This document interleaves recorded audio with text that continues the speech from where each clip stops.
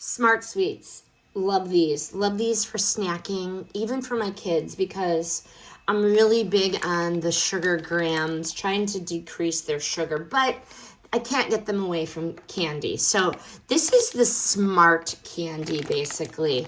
The package, it's a variety pack. There's 8 different flavors, and each one of them definitely keeps the sugar between 5 grams of sugar and 3 grams of sugar.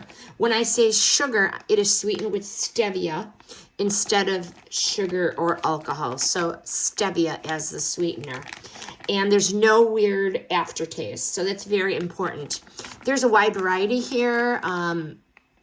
Sour, tropical sours, the typical fish, the typical worms, and so forth. But if you were looking for a sweet treat that doesn't really break the dieting or avoiding candy mindset, this is, keep this candy on hand.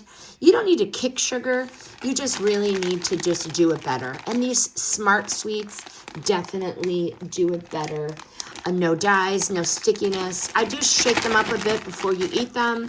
The serving is very big if you want to just use one whole package. These are the Sour Blast Buddies. Nice size and a nice sweet treat. Highly recommend SmartSweets.